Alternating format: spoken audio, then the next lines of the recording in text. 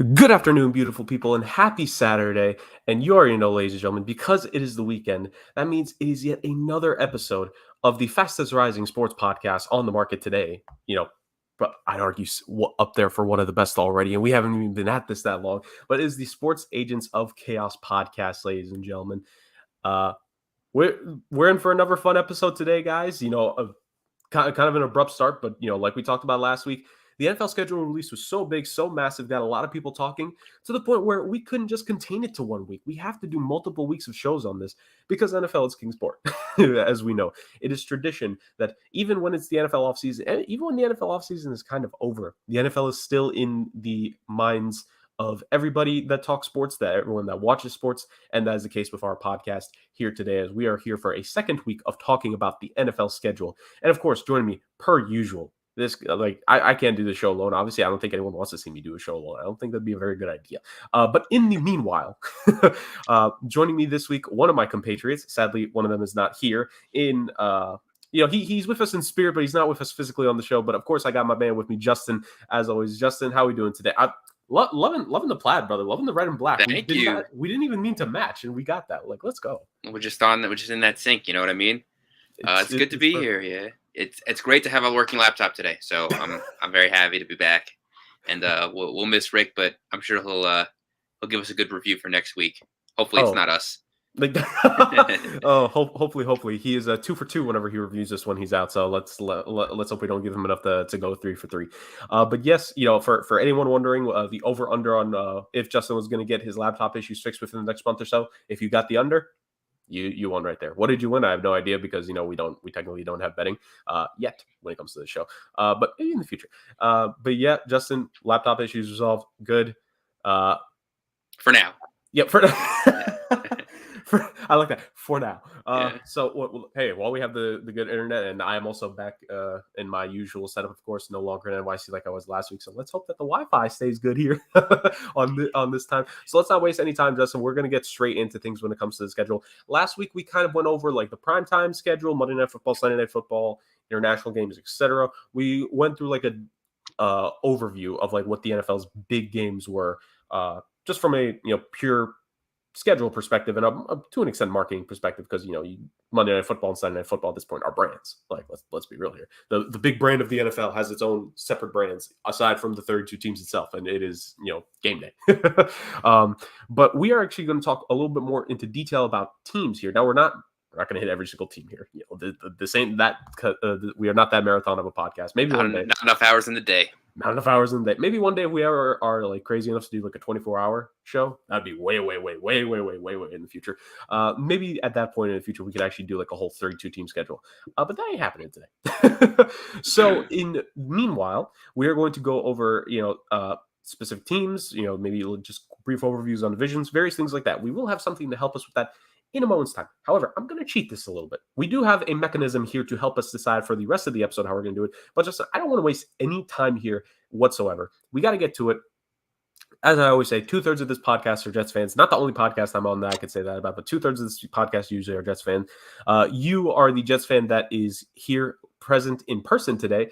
So we are going to go over the Jets schedule, as in depth as you want to go with it, and if you want to maybe point out specific games you can, but really just like your thoughts and opinions on the Jets schedule overall, and what we kind of have alluded to when we going back to like our winners and losers of the draft a couple weeks back. This could be a pretty significant year for the Jets and their progression, Justin. Yeah, well, it's funny how I see a lot of people, and a lot of people are torn on this Jets schedule. It is one of the tougher ones in the league, especially right out of the gate. They play the entire AFC North, which is a very strong division this year. Even the down teams like the Steelers, they may not have a quarterback, but they were a top defense last year. I think they've only improved on paper. So, there's a lot of people that are saying, hey, listen, what have you done for me lately? The Jets got all these nice young players, but are they going to be able to put it together? Right out of the gate. Some people have them going 1-9. Some people, have them starting out 2-2, and then they could win a 9-game season. So it's really going to be interesting to see what Robert Saleh does with all these young new pieces that he's got there. They're one of the youngest teams in the league, and I'm hoping and praying, Jerg. I'm hoping and praying that they do something. But I start 1-9 again, even with all this hope and talent and Joe Douglas is doing the right thing and all that stuff. For them to start 1-9 would be just like a swift kick in the balls, man. It would be rough. That's an eloquent way to put it. No, Yeah. I can't blame you because I know for the most part, and this has probably been the case for a very long time, is you come in having low expectations, and you definitely have a schedule to make you test you right away. Considering, like you said, it's not just the AFC North, Justin. It's the AFC North to start the season. All 4 of the first weeks, 4 in a you're row. going through that division, and those are. I know the Steelers are a little bit down this season, but in a regular year, based off of just last season, that's 4 playoff caliber teams you have to face right off the bat. That never Yeah. happens. And realistically, they should all be healthy right at the get go. So it's not even like you're gonna get like maybe you'll be lucky you won't get a Deshaun Watson or like maybe you'll have Mitchell Trubisky starting and it doesn't work out. Because again, I don't hate Mitchell Trubisky in that system. He's like a bargain store Big Ben to me. So listen, if the other teams can't put it together, maybe the Jets start lucky at 2-2 and they get one more win before the bye and then have an easy, last 6-7 games in the schedule. Maybe they pull out with a solid 7-8, maybe even 9 win season. Although I'm not very hopeful. I'm with those. What have you done for me lately, guys? As much as I want to buy into their talent, it's all about if Zach Wilson can take that step. He had it for a few games at the end last year. You got to see what he's going to put together this year at the beginning of the season. Oh yeah, absolutely. And I think at the end of the day, when it comes to the Jets specifically, like and I kind of alluded to this a couple weeks back. It's about this is the progression season. I think for Robert Saleh and his coaching, I think you can kind of give him a break for year one for the most part. You have Zach Wilson, his progression. He went through the consistent rookie struggles. I think hopefully my biggest thing for what could be this season is that when Zach Wilson struggles, I like you can't go to Mike White, you can't go to Josh Johnson or whoever the heck your third, fourth, fifth string quarterback is. I don't even know how many quarterbacks the Jets will take in the season. Who the hell knows? But I think the most important thing is that when Zach Wilson, I mean, if it's just a massive blowout game, like yes, obviously put in another player. Don't want to risk injury. Yeah, But if it's still a 1-2 possession game, and yes, he may not be at his best, you need to give Zach Wilson a chance to fix things, not even just for the game purposes, but also for himself, because the only way he's going to get better here is to just let him go out there, make his mistakes, learn from his mistakes, and play. And I think, the math has changed when it comes to these young quarterbacks, because again, I think Justin Herbert and Joe Burrow have completely, changed what people's expectations are when it comes to that. You can't have that, set here for Zach Wilson. You need, and I think the same thing with his other draft classmates as well, with Justin Fields and with Trevor Lawrence. Like these guys besides need to get the chance. besides Mac Jones, who really came in and surprised everyone as like a legitimate good starter that's going to put their team in position right away. There was no Joe Burrow and there was no Justin Herbert last year. There just wasn't. There were guys that were good. There were guys that we think can maybe grow into something, but there was no Justin Herbert. There was no one throwing for 4,000 yards and 30 touchdowns and putting their team in position to win. You know what I mean? So we'll see. We expect a lot of these guys to take a step forward again this year, just as those guys did the year before. Let's see what they're made of. These guys are going to all have tough schedules right in the beginning, so we'll see what they're really made of. Yeah, and I do want to get to not the entirety of the AFC East, but I think maybe we could go into more detail with that division when we actually do end up doing our division, because as the season progresses, ladies and gentlemen, the summer of 2022 is going to be a big summer for the sports agents, the chaos. We will be going division by division when it comes to breakdown. I do want to talk maybe a little bit about the Patriots or Dolphins here in a moment, Justin. But I will say I've loved we've gone over the Jets, and I feel like I don't know if you're hearing things today, Justin. I'm hearing a voice. I'm hearing a voice in my head that's just yelling at me saying that he has something to say about this upcoming Jets schedule. So, random voice in my head, who we are about to, hear from here in a minute, what do you have to say about the 2022 Jets season? Hello. I'm recording this from the Welsh Community Service Penitentiary. Oh no, shot. Turns out that I have some making ups to do in the land of Wales with the Lands of the Dragon, so I will not be joining you this weekend. But I do have some thoughts on the schedule, and I will be addressing them to you right now. The Jets schedule, to start off with. I like the fact that it's pinballing back and forth. Like, give the Jets no help whatsoever. You start home with Baltimore, then at Cleveland, then home with Cincinnati, then at Pittsburgh. It's like, oh, you want to play the entire AFC North? Great, we'll pinball back and forth instead of doing a nice 2-in-a-row home. It actually goes like that for the first 5 weeks or 6 weeks. They're home away, and then They're away at Denver. They're away twice, Green Bay and Denver. Really, really awesome. I'm thrilled about that. Oh, as you can hear, by the way, as part of my punishment, I have to listen to Air Supply. So it's great. Really, really great. Hopefully we don't get copyright. The Jets have the Week 10 bye, which to me is just... that means that they're going to play 9 games before they get their bye. It's rough, especially ending with Green Bay, Denver, New England, and Buffalo. It's a rough schedule, and the Jets consistently have a rough schedule. I don't really know why that is, but to come out of the bye and go to New England, great. Justin, I echo your sentence from last week. Just take the torch that I was giving to Bailey Zappi from Tom Brady and just burn me with it too. That's really awesome. Thanks.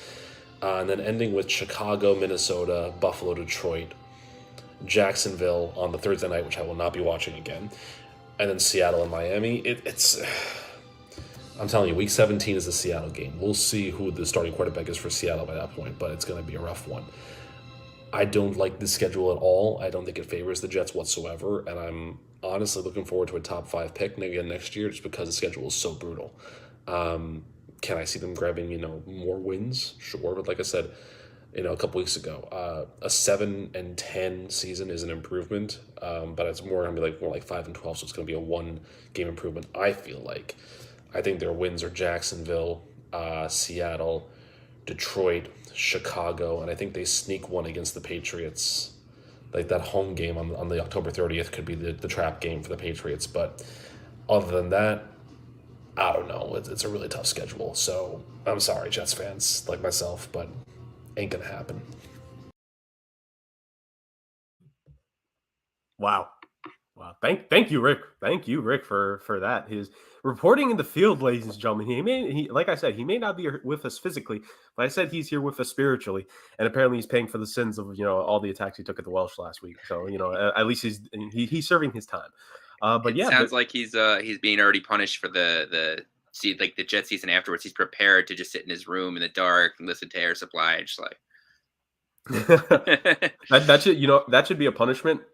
We need to pin Rick down on one of the predictions he's gonna make and be like, the punishment is if you get several of your predictions wrong. Let's say he makes 4 bold predictions. If he gets 3 of them wrong, then he has to listen to Air Supply on loop for an hour. He needs to make a depressing music video.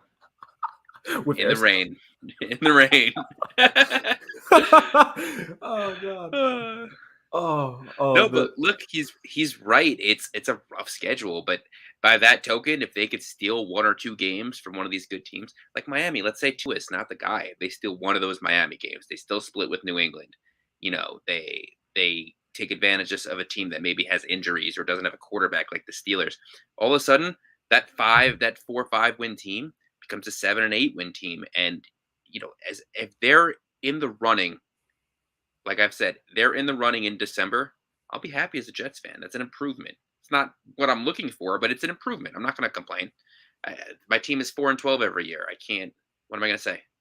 4-13. Yeah, and I mean, Justin, maybe the best case scenario as well, you could end up playing spoiler maybe to either the Patriots or the Dolphins, because we know that both those teams, the Patriots actually making the playoffs last year, the Dolphins, making that big Tyreek Hill deal. There's obviously pressure. You have to know there's pressure within the organization to end up performing this year to make the playoffs. And I think the Jets could end up playing spoiler when it comes to either of those organizations at the end of the season. If they are to play up as a team that can, maybe I think of the Cardinals from a couple of years back. I think it was the season where they just barely missed the playoffs. I want to say at the end of the regular season when I think the Bears got in, which But I remember that Cardinals team had a couple wins that season that surprised some people because they were a good team. They were performing like a good team, and they got a couple, shock wins here. And I think that's maybe the best case scenario you could ask for if you're the Jets. I forget who said it. I think this was the most outlandish take I've seen so far. Someone was like, the Jets could take a Bengals type leap this year. I don't see that happening, obviously, and I'm not even just talking about the Super Bowl. I think it would be a massive jump for the Jets to take that. But I think, Justin, if you are the Jets, I think what the best case scenario of the season could end up being is that you end up playing spoiler for somebody. Kind of like Rick said, I think maybe you guys could get 10 wins, but you could be that loss on a team's record at the end of the season. That's just if they had won that game. And that's a hallmark to, hey, the Jets are improving as a team. I don't think that's such a bad thing to be able to have. Well, I've been saying forever because I grew up a Jets fan. My father's been a Jets fan his whole life, and he says I'm tired. I don't want to wait. I said, listen, when Joe Douglas got hired, you were taking a 5-year plan. There's a reason he had a 6-year contract. He had to tear down what was there. His first draft he didn't really have a draft his first year because they hired him after Maccagnan. Then his first draft again, he was still tearing the team down, fixing the salary cap, getting young guys in, getting talent, getting competitiveness. And then this is not the year that they expected. This is really almost year 2 of a rebuild. So it's is it impossible? No. And I mean, I'd like for it to happen, but that really depends on, is Zach Wilson that guy? If he's the guy, then yeah, they should be competitive in all of these games. The Packers have gotten a little worse, I think, this year. The Patriots are not like jumping out to me on paper. Like, yeah, their defense was good last year. Mac Jones was put in great positions, but listen, they could win some of these games. They should be winnable games, especially if you got guys like Deshaun being suspended early in the season and the Dolphins not knowing what to is. There's a lot of these games where I could say, all right, maybe they could steal one. But to steal every game, it seems unlikely.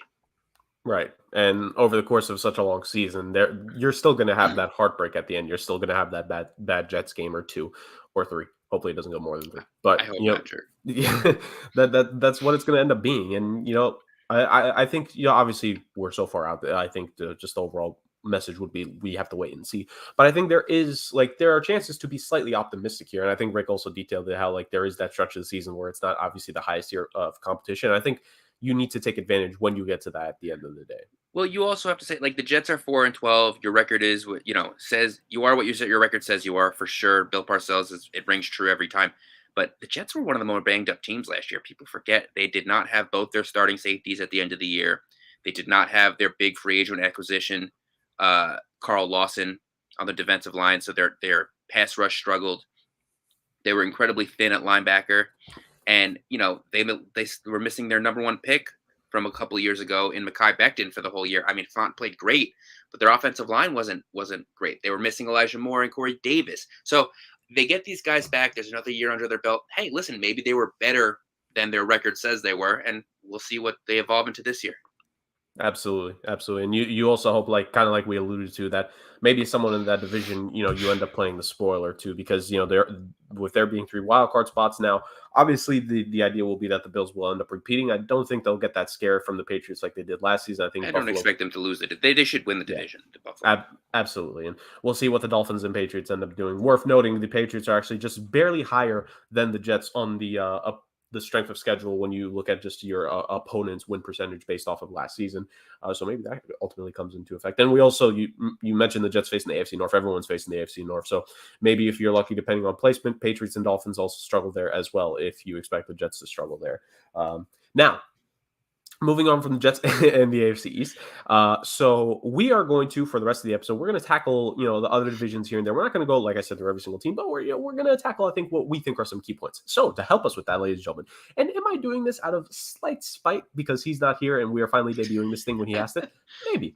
I'm not going to lie. But, ladies and gentlemen, for the first time, I present to you, sponsored by random ads down there that will continue to pop up. I'm sorry, my ad blocker is not on Chrome, ladies and gentlemen. We have the Sports Agents, the Wheel of Chaos. Justin, it's beautiful, isn't it? It's gorgeous. It's everything I hoped it would be and more. Yes. And I guarantee you 1,000%, ladies and gentlemen, that it will probably be different next time we use it because I'm not going to remember which kind of wheel we're using. So, moving on from that, we have the other divisions here. We've got the NFC South, the NFC North, the NFC East, and the NFC West over here for some reason. And we have the AFC West, the AFC North, and the AFC South. Now, Justin, let's spin and let's see who else we're talking about next. This wheel is better than what I thought. Come on, big money, no whammies. Oh! Amazing. I think I need to save that now because that was absolutely spectacular. Justin, we are now going to be talking about the NFC South. That was phenomenal, right there. I'm saving this wheel.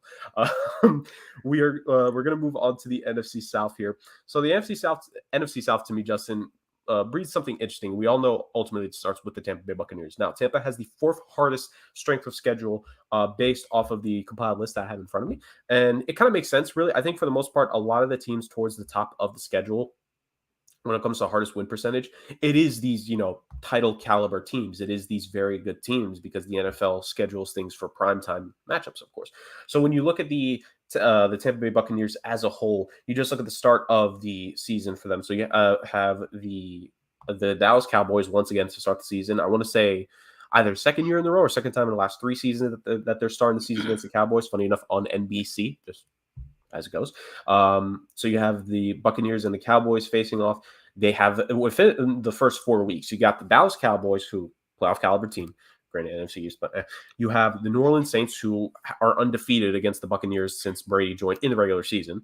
And then you have the Green Bay Packers and the Kansas City Chiefs. Now, maybe you could argue that those matchups could play in favor of Tampa because it's so early in the season. Those teams will actually still be figuring everything out. Green Bay needs to figure out what their offense is going to be now.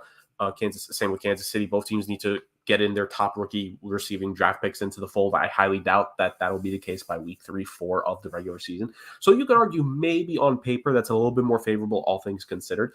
And then you get a little bit of an easy stretch. But then you have the Baltimore Ravens. You got the Los Angeles Rams on here. You got the Cleveland Browns on here, Justin. And who knows? And that's later in the season. Maybe could Deshaun Watson end up being back for that game? Who knows? Like, it's just the Cincinnati Bengals, the Arizona Cardinals. It's kind of murderer's row, really, when you look at it. And from what I'm seeing, they are facing the NFC West this year because you got the Cardinals, you got the 49ers in there, you got the Rams. You also have the Seahawks, and they're at home in Tampa for that one, so pretty favorable. But that's a pretty difficult schedule, honestly, for the Tampa Bay Buccaneers team, which, yes, they got Tom Brady back, Justin, but we still have a lot of question marks about them going into the season. Yeah, they start off with a rough one. The Cowboys should be decent. I mean, I don't think they've gotten better over this season, but listen, it's still the Cowboys until they prove you otherwise. They're still the cream of the crop in that NFC East. The Packers always are a tough opponent, although apparently last year they forgot that they were playing the Buccaneers. And listen, anytime you play Patrick Mahomes and the Chiefs, you have to be aware. I think that Mahomes is going to have a better season this year than he did last year. He's not going to have to force the ball the way he's been doing to Tyreek Hill and or Travis Kelce. He should have more weapons, maybe not the same caliber of weapons, but sometimes, more is more as opposed to what you had. You see the what I like to call the Calvin Johnson effect. When you have that Hall of Fame receiver and you force the ball to him left and right, you could see some of these quarterbacks now all of a sudden saying, all right, I don't have to force the ball to this person. Let's spread it out. Let's do it. And it gives your offense some more options. So listen, the Bucs are going to have a real tough start to the schedule. They play a lot of good defenses this year as well. And they also play that AFC North. That's going to be a really tough division this year. So they're going to have their work cut out for them for sure. Honestly, with the divisions they're facing, I know it's based off of win percentage from last season, but I'm kind of shocked. Like, I think you could argue, at least so far from what we've seen, we're going to mention some of these other teams here in a bit, but you could argue they might have the toughest schedule on paper, just so far from what we're seeing. Now, there are a couple teams here that are above them that we will, touch upon here in a couple moments. But yeah, definitely not going to be an easy route, especially because, like you said, I mean, it's a very good point. Like, I think, again, 3 of the first 4 weeks, you do have those out of division teams that are highly talented in your conference aside from Kansas City. And there are questions. Then you still have those questions about Tampa Bay because you did lose some of the offensive line. Yes, you were able to get Shaq Mason because I still don't understand why Bill Belichick just essentially gave him away. But you have that, but you need Chris Godwin to come back, which I don't know or think he's even going to be ready for the start of the season. If he is, first off, medical miracle when it comes to these surgeries nowadays. But I don't think he'll be ready. And we still don't know about Gronk, which I'm just leaning closer and closer, Justin, to he's probably not going to play this season. I mean, maybe at the end of the day he does, and he's just trying not to do all these off-season workouts. Which how do you play? That's what I think. How do you play? But listen, the older you get, the harder it is to hold up that long. So yeah, and hey, I will say this: it's going to be an interesting test of Todd Bowles and his mettle as the new head coach. Because funny enough, for anyone that may have forgotten, which we don't blame you, it's been a long off season. Todd Bowles is the Tampa Bay Buccaneers head coach after Bruce Arians stepped down. So we'll see what he can do. And I mean, he's got a pretty good team to lead the ship here with. Justin, really fast. For the most part, we know this is a very similar situation finding out with the AFC East. We know it's Tampa's division to lose, and they're probably going to end up maintaining it. But what to you on paper is the second most intriguing team coming into this season when it comes to between the Saints, the Falcons, and the Panthers? It's got to be the Saints to me. I think that the Saints have improved. Listen, they were a top team last year in the beginning of the season. They had beaten the Buccaneers and they've beaten the Packers early on with Jameis Winston at the helm. And yeah, he got hurt and they had some injury concerns after that, but they've revamped that offensive line.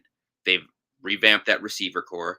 They lost Marcus Williams, but they added Tyrann Mathieu and Marcus May. They should have a really, really good team this year. And they start out with a fairly easy schedule. They're in Atlanta. They're home against the Bucks. They're in Carolina. They're home against the Vikings. They're home against the Seahawks, and they don't really face a real test, outside of that Bucks game until week 5 or 6 when they play the Bengals. So they have a chance to get out to a really hot start. Their schedule kind of is a little bit backloaded, I would say, but it'll be their wild card spot to lose after week 7 or 8. They should have a really hot start, and I expect them to play really well. They should compete with some of these better teams. Oh yeah, I definitely agree with you. I'm kind of looking at it the same way. Is that it's really wild to think that the first 5 weeks of the season, this team could end up, and if we assume that they could somehow maintain that regular season dominance, they actually could realistically start 5-0. And I think we have seen teams would start off hot and then fizzle out. I think the Denver Broncos and Minnesota Vikings from years ago, I forget the season in particular, but like both those teams started like 5-0 or 5-1, and they ultimately missed the playoffs. Having a good start doesn't always guarantee for the most part that you'll make it, but it gives you a really good chance, especially I think when it comes to that wild card conversation. And again, now there being 3 wildcard teams, that kind of changes the math here, ultimately speaking. The NFC is not as strong. Like a lot of these top players, the quarterbacks, they all went to the AFC now. So there's not going to be a ton of competition in, for those wild card spots, I believe, in the NFC late in the season. So I think you got some dark horse teams like the Saints and the Vikings. And then besides the top 5 seeds, who was really 5, maybe top 6 seeds, that 7 seed is going to be up for grabs for a few teams. Yeah. Oh, for sure. And I think, and maybe, I don't think this would necessarily be the way to look at it in football because it is obviously way smaller of a season, Justin, but at least in terms of like hockey per se, when it comes down to getting to the end of the season and when it comes to the point system in the standings in hockey, I think the number one thing you look at whenever your schedule is remaining is who are your conference opponents, who are your divisional opponents, because those are the most important matchups for you to like bring your A game at in terms of hockey. And I think that's going to be a similar thing here because, like you said, after those first 5 games, you get 2 of those next 3 are against the Bengals and the Raiders. Yes, you would love to get a win there, but it's not the most bone crushing thing because AFC win percentage or win record is one of the like later on things in the tiebreaker when it comes to it. I think if you're the Saints, you have an opportunity against the Cardinals, which we're approaching midway through the season. That's when Cliff Kingsbury starts to tail off. Maybe you get lucky and you catch the Cardinals in on that game. Then you get a lot of AFC games actually in the middle of their schedule. But then this is what you're talking about, backloading the end of the schedule. After the Steelers game in mid-November, then you got the Rams, you got the 49ers, you got the Buccaneers, you get a bye week with the Falcons, and then you get the Browns and you get the Eagles. Now, of course, jury out on the Browns and Eagles. Maybe those games could end up being winnable at the end of the season. Who knows, right? But at the same time, it's very much in discussion for the Saints. And unlike last year, this isn't a case where coming in the NFC West looks so loaded on paper. The only teams I think anyone's confident about are the 49ers and the Rams. Yes, we think the Cardinals should still be a playoff team this year, but I think the jury's ultimately out on Kyler Murray and Cliff Kingsbury right now. And we know the Seattle Seahawks, they're contending for the number 1 overall pick this year. They're not contending for the number 1 seed in the NFC. So when you consider that, I think it's a very good chance here for the Saints to shock a lot of people in what they could do. And again, especially if they somehow go 2-0 against the Buccaneers, I don't know what the heck is going on there. But if they can at least take one of those games against Tampa, that would be a massive boon for them, obviously, as the season goes. Yeah, listen, I don't expect them to beat Tampa out for the division. I think Tampa is going to be the stronger team, just record-wise. But that being said, I have that 49ers game late circled on my calendar if I'm the Saints, and I have that Eagles game in Philadelphia circled week 17, rather. Those are going to be huge matchups when it comes to deciding that wild card. Absolutely. The Cardinals game as well. I think those are 3 games in particular. Like that's going to be stuff we revisit come the end of the season. So yeah, that's our talk on the NFC South. Justin, are you ready for the wheel again? I'm ready for the wheel. That's what I'm here for, man. But let's go, ladies and gentlemen. This has become the highlight of it. Rick, hey, Rick, you're missing out this week, buddy. Worst possible week to, have work and have other things to do.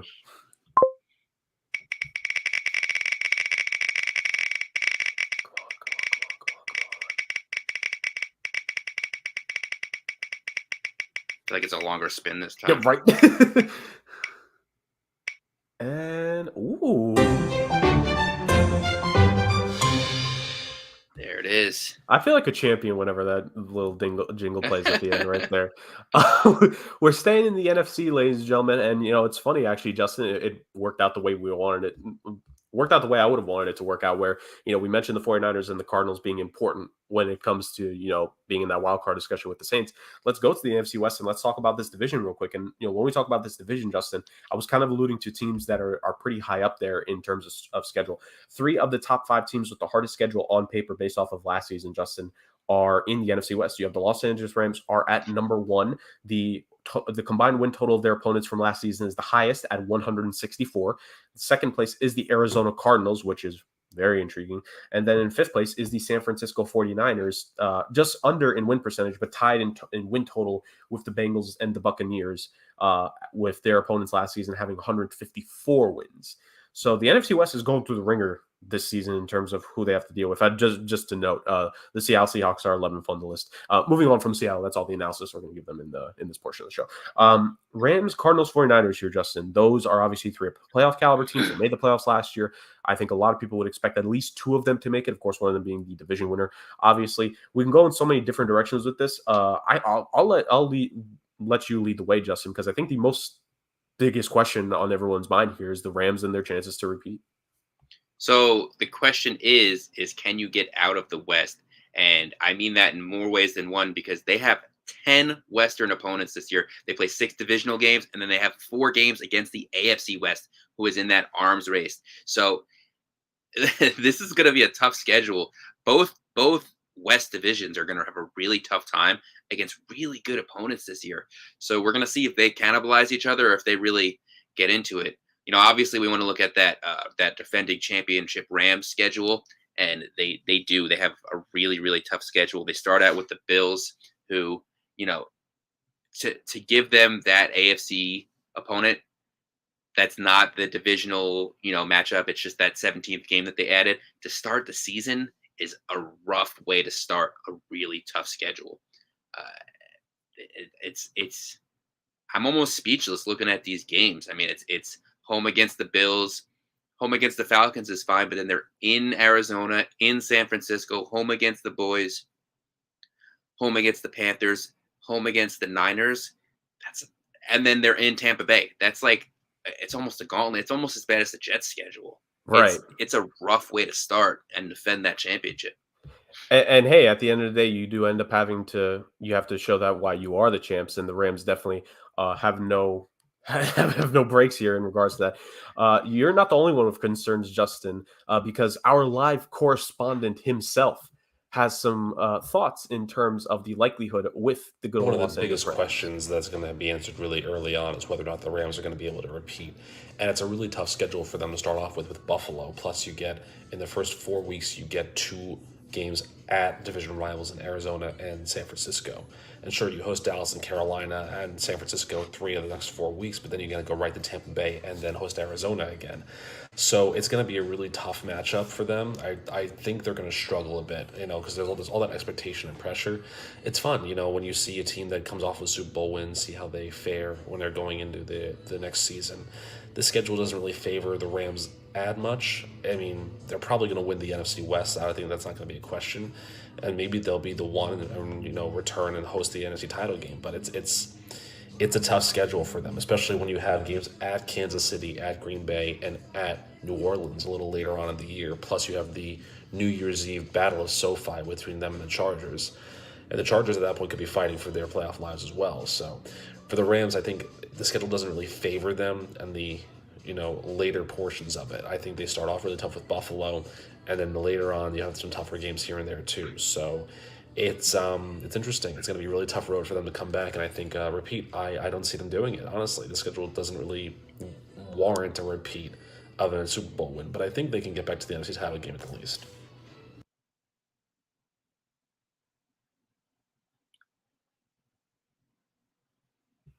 Hey, That's that's our guy.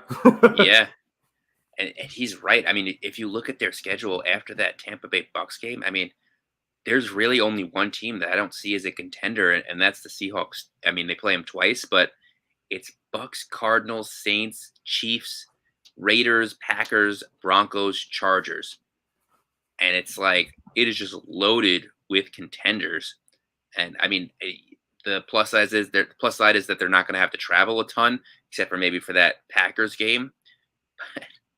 But they're really going to have to be competitive in every game this year because these are teams they're going to see in the playoffs, and you want to put those teams out. And Rick, it says that they should be a surefire division winner. I'm not so sure. I mean, I don't necessarily think the Cardinals got all that better, but if you remember, they started out on fire last year, and it really only took a late season collapse for the Rams to take over. But they were 1 or 2 games away from winning that division. Kyler Murray was hurt a couple times. I don't expect them to be unhealthy this year. Maybe those Cardinals take a step forward, and the Rams end up in a wild card spot. Yeah, and who knows? It really does all depend, like you said, what the Cardinals do. Looking at the Cardinals here, just briefly, I mean, I've especially have made the joke about them collapsing. Maybe this could end up. I mean, again, this is such a tough schedule, but I mean, you look at the Cardinals here; they start on Sunday with the Kansas City Chiefs. That's their first game of the schedule. Kyler Murray versus Patrick Mahomes. Then you got, and again, this is the AFC West you were talking about. Just you got the Las Vegas Raiders, then the Rams, then a little bit of a respite here with the Panthers and the Eagles. Then you go to the Seahawks. Then it's the Saints, Vikings, Seahawks again, and then you just get another stretch here. This is this is a bit of a murderer's row here potentially. Then from late in the season on, after that Seahawks game at home on November 6th, then you got away at the Rams, at home against the Niners, at home against the Los Angeles Chargers, at home against the Patriots, away against the Buccaneers, Christmas game against the Tampa Bay Buccaneers, or excuse me, in case I messed that up, at the Broncos, at home against Tampa, and then you get Atlanta, which respite, and then you finish away against San Fran. Like that's really tough here. Like it is going to be. We talk about the expectations of who should be the wild card teams, Justin. And I don't think, and to an extent, it's no fault of their own, but I think there could be I wouldn't be shocked if at least one team in each conference, maybe even more, don't end up making the playoffs because the schedules are just so stacked. And you have the two Colossus divisions facing each other. They're going to cannibalize each other. Yeah, it's gonna be tough, man. I mean, I will say this: the Rams did not have a stretch like the Cardinals do when they play the Panthers, the Eagles, then the Seahawks, and then it's the Saints and the Vikings, and then the Seahawks again. So there's a few teams that I think could maybe take a step forward this year and be contenders, but they shouldn't necessarily be better than the Arizona Cardinals. I mean, after what they showed last year, I know that D Hop is suspended early on in the season, but they did trade for Hollywood Brown. They should still be able to put up some points and be a solid team. So it's really going to be interesting to see what how this Cardinals team develops and what Kyler Murray really is in his third season now in the NFL. Well, I think fourth actually. I think it's his fourth. I believe so because this is rookie deal coming up, and there was the whole thing about him wanting to get paid. So I think that would, yeah. You're right. Last year was his third because he's the year before Burrow and Herbert. Yeah, so it's really going to be interesting to see what happens there, and I think also at the end of the day, just God, that division's so stacked. And maybe to your point, maybe one thing that is helping out some of these NFC teams, with these tough schedules, is the fact that, like we said, a lot of quarterbacks, a lot of just good players overall went to the AFC, and maybe that just ultimately helps out. Where some of the divisions, let's be real here, we got.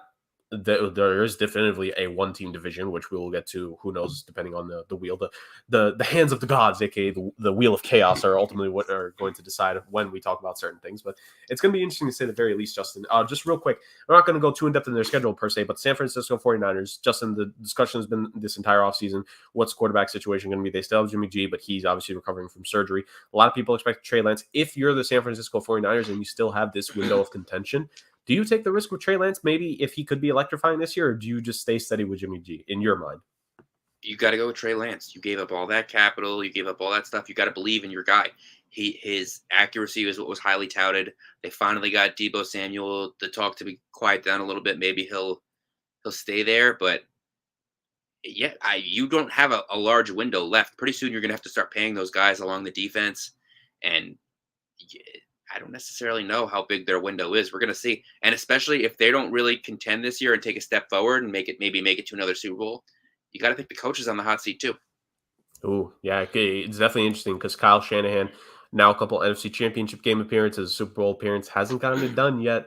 Pressure could be on him and John Lynch. Like, at the end of the day, ownership. I mean, I will say this: like for the most part, with how some guys have kept their jobs for a long time, I would still argue Lynch and Shanahan have a little bit of time, but it is coming up. I'd make the argument that they should stay unless they're like really atrocious this year. But you know, the ownership has let them push all their chips into the middle of the table and say this is our guy. If Trey Lance doesn't step up, and he's not necessarily what they think he is this year, we're gonna see some talks for sure. For sure. And that'll be a storyline to come up with. See, we go in depth, ladies and gentlemen. We give you the stories. We give you that critical analysis that you haven't been asked to think about since your English teacher in high school did. And you have to analyze all those Shakespeare books, which you're looking back, you really do wonder why the heck you did it. That's because you wanted to become a sports podcaster one day and you're looking at the storylines of the NFL, ladies and gentlemen. Let's go back to the Wheel of Chaos, ladies and gentlemen. I really should find a way if I could like rename this thing that, but that's for the future. Let's spin and let's see what we win here, Justin. Whoa, that is fast. I love this wheel.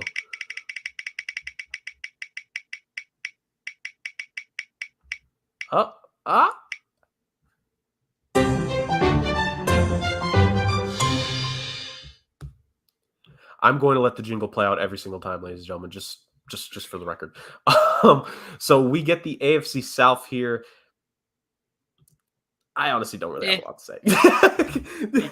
That's pretty good analysis there. What I'm hoping for is Derrick Henry to come back healthy and play a full season, and Matty Ice to be productive, not turn the ball over. And let's see what this Colts team could do in the playoffs. I'm really eager to see that. It'd be cool if Trevor Lawrence takes a step forward. I don't know what's happening in Houston, but maybe they'll try and play some football this year. And that's all I got to say about that team, those divisions. I mean, I don't blame you because looking at the list I have here, every single team in the AFC South is in the bottom half. Funny enough, the hardest schedule on paper based off of last year's win percentage is the Texans. That's kind of cruel by the NFL. Yeah, but what is it? 16th, 17th hardest schedule? 19th. So let me actually, you kind of mentioned it with the Colts. I think the big question is, if they can make the playoffs. And again, like what a year to try and make the playoffs with Matt Ryan, considering, what the AFC West has become. Again, maybe you get lucky with the cannibalizing part. And the AFC East still has some good teams. But this is what I want to focus in on, Justin. So with the 24th hardest schedule, aka like top 10 in the easiest, is the Tennessee Titans. And the Colts actually are also in like the bottom portion there. So they also have a pretty easy schedule. But I want to focus on the Titans here for a specific reason. And I think you talked about the big point here with Tennessee is Derrick Henry being healthy, Justin. But I want to look at this Tennessee Titans team just as a whole. And maybe they're not going to suffer at the end of the day because their schedule is so light on paper. But you got Ryan Tannehill. You have Derrick Henry. Okay. You took away A.J. Brown. You have a lot of expectations here for Treylon Burks to perform. And then you also have acquired via trade from the Los Angeles Rams, Robert Woods. And I'm also just seeing on their roster, Austin Hooper, apparently. I had no idea that they actually signed him. So, the more you learn. Also, Austin Hooper is still only 27. I would have thought he was 37. I would have thought he's closer to Delaney Walker than at the peak of his career, apparently. But moving on from that, is there any chance that the Tennessee Titans take a step back here, or are they just going to get relatively lucky because of the schedule? I mean, I will say, the first couple games of the season, not the easiest. They have a couple softballs here. They start the season with the Giants. You get Daniel Jones. That's all I could say. Then you have a game against the Buffalo Bills. That could be interesting, although we saw what Derrick Henry did to Buffalo last season. Then you get the Vegas Raiders. Then you get the Colts. You actually face the Colts 2 of your first 6 games. So we may ultimately see the division winner decided there based off the head-to-head matchup between the two of them right then and there to start the season. And in between them is the Commanders. And then you got the Texans. You do get the Chiefs, which is a big game. You get the Broncos. That could be a big game. Actually, the middle portion of their schedule is when they start to hit some tough teams like the Chiefs, Broncos, Packers, Bengals, Eagles. But then you finish off the season. Jacksonville, Chargers are a tough game. Texans, Jaguars are the last week. So it's kind of really spread out for Tennessee here. Justin, could we see when it comes to the Tennessee Titans? I don't know, man, because they lost A.J. Brown. A lot is being put on their guys. Do you give them the edge over the Colts as of now to win the division or no? Because I don't know if I want to give them that edge. Well, the name of the game is health. can these guys stay on the field? They were lucky enough last year that, when AJ Brown was down, Derrick Henry was running the ball like crazy. When Derrick Henry was down, AJ Brown was catching everything that was thrown to him. So if they would have put it together in the whole season, maybe they would have had a better playoff standing. Maybe it would have been a different story. Yada yada yada. But as of right now, they're worrying about a guy who, a big running back who has a foot injury foot injuries are known to nag and stay with you the rest of your life. They're getting Robert Woods off an ACL injury. Again, not a spring chicken, not the youngest guy. I expect him to be good there, but is his injury concern going to pop back up? Their offensive line is getting old. Taylor Lewan keeps getting hurt. So can they stay on the field? Can they stay healthy? And then can they stay productive? I think they can. I think they match up well against the Bills. If they can stay healthy, they should match up well against that NFC East. I don't necessarily see them as the big playoff contender they were. I think Treylon Burks is a good pickup for them, but I can't imagine he's going to be A.J. Brown right off the bat. So we'll see. I think maybe this is a team that might have squandered that window that Derrick Henry had as the top running back in the league. So, I still expect him to be productive for the next year or two, but I'm worried about that foot injuries. You see these guys all of a sudden where they have these broken metacarpals in their foot, and it just doesn't heal right, and they can never get back to the way they were health-wise. So it'll be a serious concern. No, for sure. And, I've made it clear on this show and others, I would have no gripes at all if the Tennessee Titans overall as an organization end up losing whatsoever. Would suck for Derrick Henry, of course, because, he's really done a great job carrying that team, literally and figuratively. But at the same time, there is a window. There's always window. Here's the thing. With I don't want to call them a small market team per se, because I feel like the NFL, the math changes a little bit with that. But for a not usually big name team, let me say it like that. There's windows. Now, I think this is more of a thing in baseball and maybe like basketball and hockey, where it's like the smaller teams have windows of time specifically. You need to take advantage. I think Kansas City Royals in baseball, they took advantage of a championship window they had. They made back-to-back World Series and they won a championship. I think in the NHL recently with the Nashville Predators, they had a little bit of a run. They were a pretty good team. They would make the playoffs, but there was that 1 year, couple of years back where they ended up making the Stanley Cup final. They didn't win. And look at that. They haven't been back to, I don't even think they've advanced past the first round of the playoffs ever since then. Just based off of memory, you have windows here, and you never know when it's going to end, because windows don't, we know this, Justin, windows don't creak slowly. They shut, and they shut fast and hard. So we'll see, ultimately speaking, if I think this is going to be the make or break season on the Tennessee Titans. And maybe, Justin, this could also end up being, if Ryan Tannehill doesn't perform, we could end up seeing what the Malik Willis era there pretty early on. Maybe not this season, but could be an indication that next season could be Malik Willis's time, which I wouldn't mind, because, personally, I would love to see him get his chance. But moving on, unless you have any final comments. I wonder if they're bad if they take a quarterback next year in a supposedly loaded quarterback draft. But will they be bad enough where they would get a natural high pick, or would they have to trade up? That's the question. True. I mean, just with that schedule, I don't know if they'll be bad enough to I think they should be good enough to be in playoff contention for sure, obviously with the AFC South division mainly. But I don't know. I mean, we'll see ultimately, but I wouldn't expect on paper, unless Derrick Henry gets injured at week 2 of the season, which I don't wish that, obviously, but if that happens, woof, woof, to say the very least. Moving on, let's go to our favorite wheel of chaos here, and let's see what else we got. Justin, what are you hoping for here? I don't know. I just like talking football. It doesn't matter which division it is. I guess apparently, except for the AFC South. So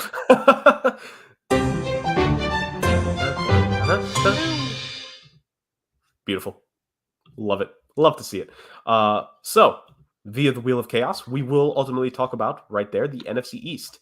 And the NFC East, Justin, this is interesting because we talk about weak schedules, man, and the NFC East looks at the AFC South and says, "Hold my beer." Because the NFC East, in terms of the weakest schedules, have, at least on the list I'm looking at, the 4 weakest by win percentage in the NFL. Now, I could have sworn I saw another list where maybe it was 4 of the top 5, but at least the one I'm looking at right now says they are the bottom 4. It is the Commanders and Cowboys tied for the weakest, the Eagles next, and then the Giants. Wow. Well, you talk about a division just not having to do a lot of work, eh? That is what the NFC East is. Let's start with the obvious one here, ultimately, Justin. The Dallas Cowboys. A lot of people just automatically pick them to be the favorite to win the division. but us specifically, we have talked about how they have lost some pieces, how they didn't necessarily get better this season. Are we just looking at another case here where a weak schedule overall, especially dealing with the NFC East, is just going to play to the Cowboys' favor? Or, Justin, are we going to finally see some of these decisions come back to haunt Dallas? And are they maybe not as rock solid as a pick as we think here? Just for context, real quick before you go, their first 2 weeks of the season actually are going to be relatively difficult. They got the Tampa Bay Buccaneers to start, then the Bengals in week 2. And then in week 5, they have a matchup against the Los Angeles Rams. Sprinkled in there are the NFC East matchups. And then they got a relatively decent middle portion of the schedule, which is not too difficult, though they do have a matchup against the Packers here. We'll get to that actually in at a later moment. And then the last 5 weeks of the season is kind of a joke here.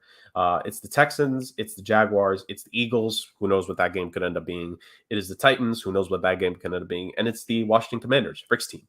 So, what are your thoughts about the Cowboys here? Is it lock per usual that they're going to win it or no?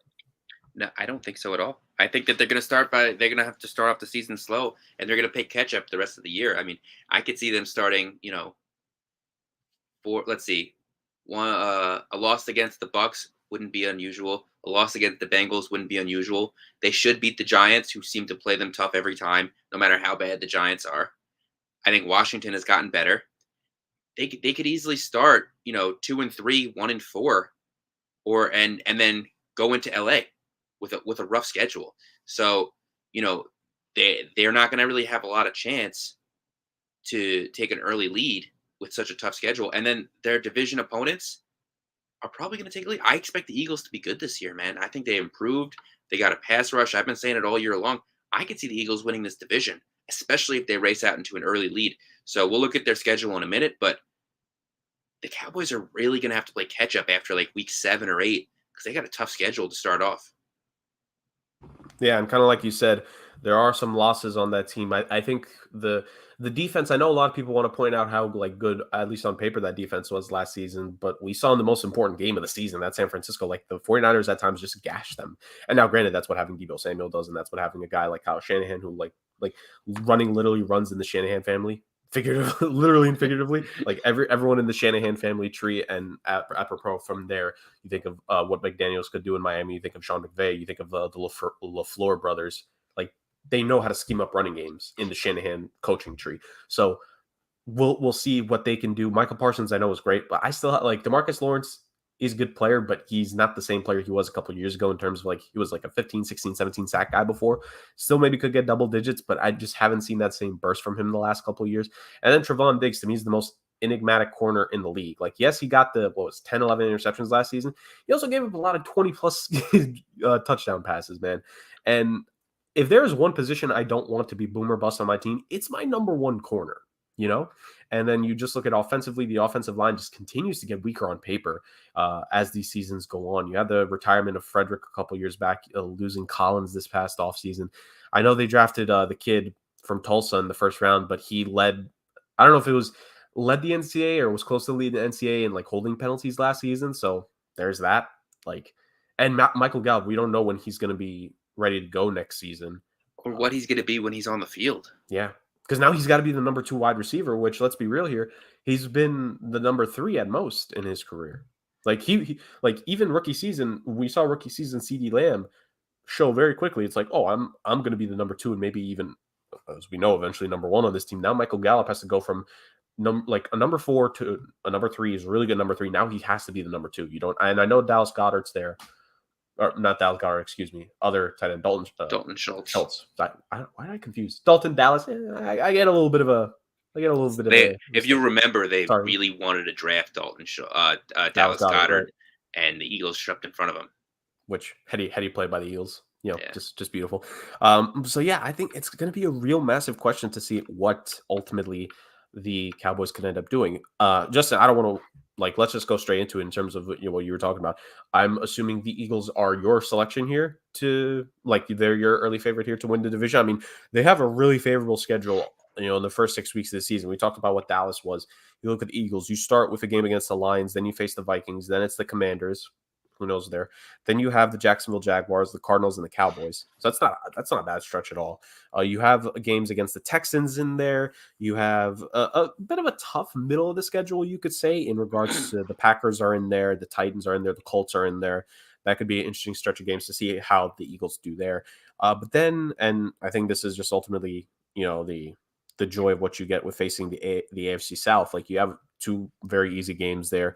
And then you finish off the last portion of your schedule. You got two games against the Giants. You got a game against the Bears. Who knows what the Bears are going to be.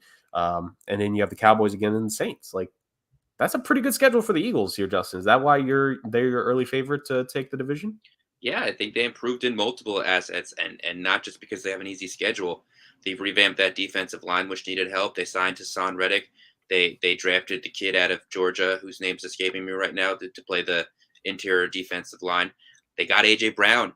They should be on paper the favorite with an easier schedule than the Cowboys. It just is. Like, I expect the Cowboys to be like 8-8 going into the final week of the season. And yeah, they play the Commanders, but they have a really tough schedule. The Eagles not only have the chance to jump out to an early lead, but the back end of their schedule isn't really all that tough. They play the Giants twice.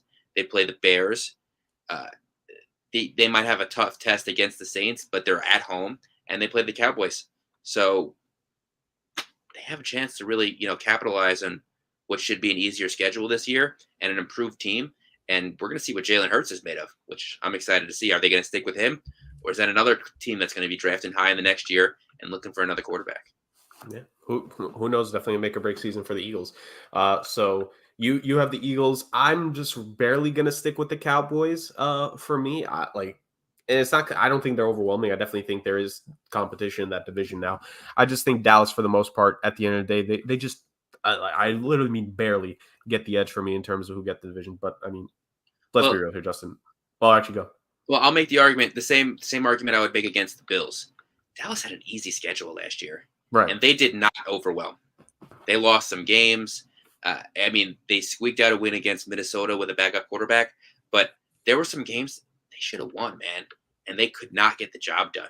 So to be would they have 10 wins last year, 11 wins? 11, yeah. And they had one of the easier schedules. The Bills were the same way. They should have had more wins. They had one of the easier schedules. I think they lost to Jacksonville at one point. They should have been better last year, and I think the Bills improved in the offseason. I think the Cowboys were worse. Right. They lost their top receiver. They lost their top lineman, in my opinion.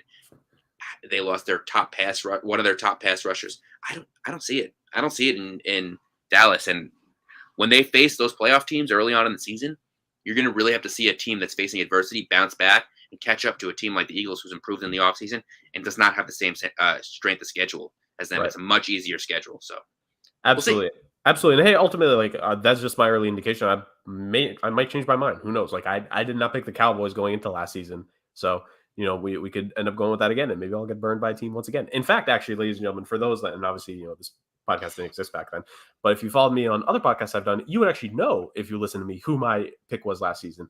And au contraire, if you think that team is not going to be represented this time on the show, ladies and gentlemen, I present to you a man who is fully behind the Washington Commanders.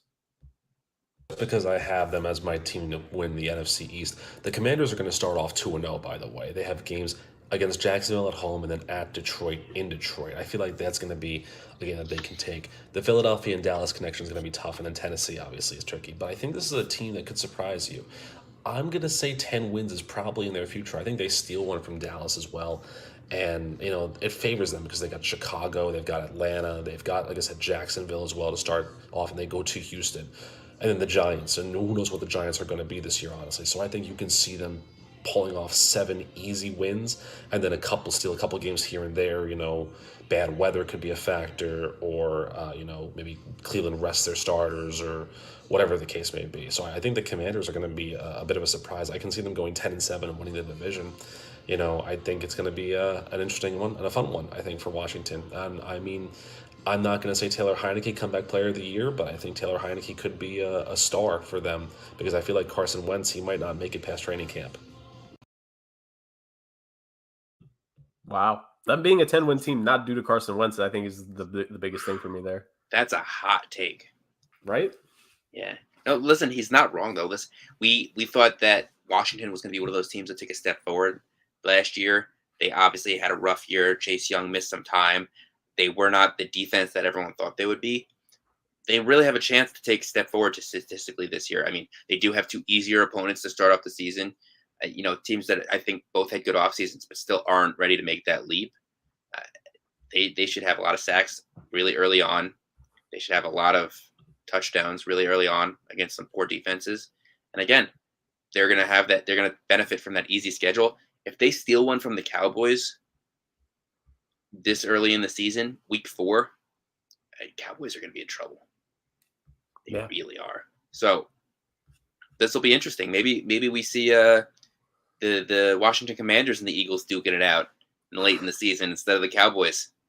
Hey, who knows? And it will definitely be interesting to say the very least in regards to who ultimately wins. And the Cowboys, man, like I think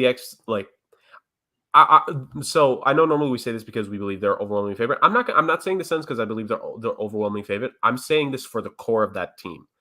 This is Dallas's division to lose, because I think if this team cannot win the division again and they can't make progress in the playoffs, I think we need to start having conversations. And one guy that there were definitely conversations about last season was Mike McCarthy. Now, Mike McCarthy, I think, will definitely be under a microscope this season, but it's not just overall for, the scope of the schedule and what it'll be, because there is a special game here that we have to talk about. And, once again, ladies and gentlemen, our reporter in the field did his work. He did his due diligence. Here's a little bit of analysis from our guy about the Dallas Cowboys game against the Green Bay Packers.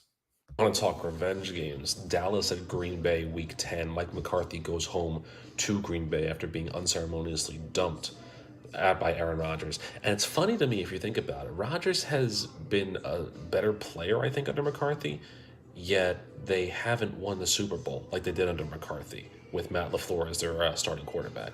So, I mean, that's really the question mark, is was McCarthy really the reason that Green Bay wasn't doing very well, or is it Rodgers?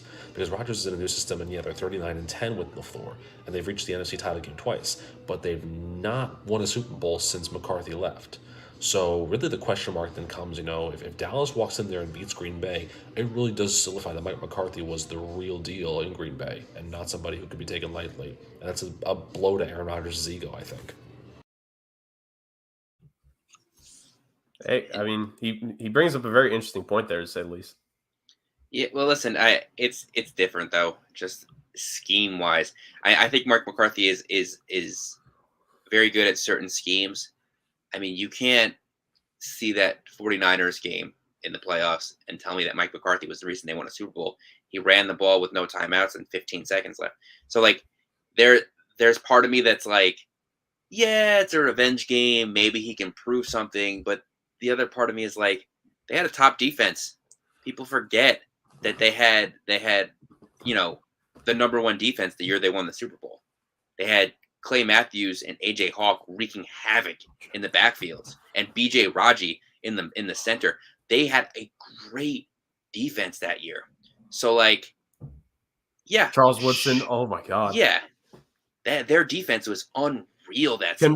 Can Rick's review be that Green Bay Packers Super Bowl winning team next week? Because that we got to go through that roster. Yeah, they were really good. So the question is more of, can Matt LaFleur really construct a better team around Aaron Rodgers with Brian Gutekunst, and can they give him the opportunity? I don't necessarily think that they did. I don't really love their offseason moves this year. Their draft was okay to me. Hopefully for them, Christian Watkinson is good. So, and Sammy Watkins, has a great season. Well, great first 2 weeks. If the Packers can go 2-0 in Sammy Watkins' first 2 games of the season, they'll get off to a good start. Well, this is another team. Are they going to have that Calvin Johnson effect where now all of a sudden Devontae Adams isn't there? They still have Randall Cobb. They still have Alan Lazard. They drafted a kid. They signed Sammy Watkins. Now all of a sudden Aaron Rodgers has some more targets. The quality of his targets is not as good, but he's got more of them to spread the ball around the field. So defense isn't really going to be able to cheat the way that they did against Devontae Adams, which also, by the way, even if they were cheating against Devontae Adams, they weren't doing a good job because Devontae Adams was a beast. But yeah, they'll be able to spread the ball around a lot more, and that'll also help that running game, because to me, as amazing and he's clearly a Hall of Famer, Aaron Rodgers, as great as he is, that team moves as Aaron Jones goes. So we're gonna see now. Let's see what this revamped offensive line and these defensive pieces do. I don't think they got better on defense. Is my issue, especially with the loss of Zadarius Smith. So we'll see. Definitely interesting there. I mean, to be fair, they didn't have Zadarius Smith the entirety of last season, and the defense still performed well to an extent. And Rashawn Gary finally had that breakout season. Like he finally played well. You got to say that because Zadarius Smith he missed the entire season. He only played one game and had one tackle. Yeah. No, listen, he was banged up, but they're a better team with him on the field. They don't have that pass rush. Rashawn Gary had a better season, but he wasn't, Zadarius Smith. I agree. I think an all-pro player. I think him fully healthy was obviously better, but the fact that he misses almost essentially the entire season due to injury and that big cap hit, they had to make decisions. I mean, because this was still back with Davante Adams still potentially back in the fold. Maybe if they know earlier Davante didn't want to stay, is there a way that they could have worked it out with Zadarius Smith? Who knows? Maybe that's one of the very few things that Green Bay wish that they could have back here. I will say this, again, you talk about one team divisions here. Yes, the Lions had an amazing draft. Minnesota Vikings, who knows with them, and the Bears. Rick picked them as a winner a couple weeks back because I think for the most part, they made smart choices. But this is still well within, and this is not I was saying before, it's Dallas's division to lose, but I don't mean that in the way that they're overwhelming. This is Green Bay's division to be had. The question is which other NFC North team is going to maybe get 8 wins, 9 wins at most. Just who knows? And it's funny enough because they actually start the year with matchups against the NFC North. The Packers do it with the Vikings and the Bears. Then they get the Buccaneers, the Patriots. Then they get the Giants, the Jets, actually, funny enough. So Zach Wilson versus Aaron Rodgers, clash of generations. Then you have the Commanders. We know who Rick's going for in that one. Then the Buffalo Bills. And then, it's very much a mix here for the Packers. They get stretches here where it's pretty winnable games, and they get stretches here with good competition. I think everyone's going to hyper focus in on those games against the Rams towards the end of the season, which could end up being an NFC Championship game preview. Some will have it out to be a game against the Dolphins on Christmas, which I think more of the analysis will be if Miami's the real deal or not by then. There are other matchups against the Cowboys, the Buccaneers, et cetera, et cetera, et cetera. So that's going to be the interesting thing here. For the most part, though, Justin, I think it's always a discussion on what team could also end up being decent in the NFC North. I think, of course, the Minnesota Vikings are usually that contender, but for the most part, they are just heartbreak city. Kirk Cousins is Kirk Cousins. Take with that what you will. But you have Justin Jefferson and Adam Thielen still there. We're talking about windows, Justin. I think the Vikings are at the very end of a window here. I think this might be last chance, last call for that team and that core. I disagree because besides Kirk Cousins, their core is really young. Dalvin Cook's a young guy. Maybe Thielen's on his way out, but they have, if you remember, Osborne was a very decent receiver towards the end of the year when Thielen was missing some games. Justin Jefferson is a stud. So can they keep that line together and maybe get another quarterback next year? I think that the Vikings actually are one of the teams that improved this year. I have them as one of my dark horse teams along with the Saints. They do have an easier schedule. It's going to be interesting to see that Eagles game week 2 to see if they can really compete with teams that are up and coming like that. And actually, they do play the Saints early on also, but they play the Lions twice. They play the Bears twice. They should have a few wins. And people forget they were in a lot of those games. I think they lost 6 or 7 games last year by 1 possession, and they had a tough schedule. So let's see what they can do. Maybe they can put it together this year. Maybe they can sneak into that last wild card spot. Right. And ultimately, it just has to do with how wide open the NFC is, as like what we talked about. Also, I'm sorry, ladies and gentlemen. Yes, I know we didn't use the Wheel of Chaos here. Might as well just go straight to the NFC North, considering it was mentioned. I apologize. Yeah. Don't worry. We'll have the wheel one more time, ladies and gentlemen. Don't fret. The wheel will return at least one more time here. But speaking of returning, we talk about those teams, and I kind of gave my love to the Lions. Again, I think the Lions, it could be interesting. Again, we're still waiting on the quarterback for them, but you got Penei Sewell there as a franchise left tackle. You have Amon-Ra St. Brown as a great wide receiver. They made some great moves, great selections this past draft. Jameson Williams, when he comes back, he's going to look really good for the quarterback of the future there. But it's interesting to see. However, there is one team that we haven't talked about enough. And of course, we could talk about it, but I think our reporter in the field, our guy, he's going to give a really good breakdown here on the Chicago Bears. The things that I just found out that's actually a really interesting kind of quirk is that Chicago is going to be spending the entire month of December at home because they play Green Bay on December 4th and they have a bye the next week and then 2 home games right after that. So they play a road game week 17, but it's January 1st. So Chicago is going to be home all December. Now, could that be favorable for Matt Eberflus in his first year? I think so. But again, I think the Bears, it's going to be an interesting time for them to kind of see what their idea is and how they're going to shape out, because you're looking at a team that's playing in a really tough division, and you've got Green Bay, Philadelphia, and Buffalo at home, coming off of a game at the Jets. So Chicago's really an interesting schedule to me, and I think that little quirk is going to make it even more fun for them to really just kind of see how they do this year. Yeah, I mean, if there is one other thing to look at to me besides the whole usual Green Bay Packers thing, is what is Justin Fields going to look like this season? Because, I mean, we mentioned Trevor Lawrence very briefly with the AFC South. I mean, briefly. We talked about Zach Wilson and the Jets. We made a slight mention of McCorkle Jones here. And there's other young quarterbacks that are definitely going to be under a microscope. But I think Justin Fields is going to be big here because, again, Justin, I think the Bears, and looking back, this is why I didn't have them as a loser, because I think the Bears had a relatively decent draft. I think it's the case where it's like, the Bears are a winner, but Justin Fields, you could argue, kind of made out because they drafted a couple offensive linemen, but he still needs guys there. And maybe what's the tight end's name that they got? Cole Kmet, I think, is there. There's definitely a receiver there of some note that I'm like, it's just escaping my head because yes, like there's a little bit there for Justin Fields, but I still think like I wouldn't be shocked. Let me just say it like this. I wouldn't be shocked if Justin Fields maybe doesn't have a massive leap. Like, I think he'll play fine, but I don't think he'll have a massive leap this year because I still don't think the roster is fully set for him on that end. I think the defense is fine, relatively speaking. They got some players. I think the offense is really like, I think they still need another offseason there to fix things. And maybe like they're granted that because they have new coach, new GM. Yeah. So, I mean, if he's going to take a leap, it's going to be statistically. I don't think they have that great receiver core either. They don't have a really true number one. We'll see. They don't really have a tough schedule, but I don't really think they're all that tough of a team. So I think their secondary still needs work. I don't really think they've addressed it very well. They still need that receiver, like we just said. So we'll see how they match up against some of these teams. I do like to watch the Bears play. They always have somehow they always have entertaining games, whether or not they're the winners or the losers. So it's going to be interesting to see how they compete in that division. I think for me, Justin, and we made this point earlier with Zach Wilson, let Justin Fields finish the game. I don't, again, unless it's like a 30-point blowout, don't put the kid out there so he gets hurt. If it's a 1-2 score game, I don't care if he's struggling a little bit. Let him finish the game. Like I mean, they should because it's a new coach. God knows if Matt Nagy was still there, they'd still have Rick Foles, Andy Dalton. They probably add another veteran quarterback there. Then maybe they take Joe Flacco away from you guys, honestly, if he's still there. But like, you have to let these young quarterbacks finish the game. Like, you need to give them the opportunity to make and learn from their mistakes. And because over the course of the season, that's how they're going to learn.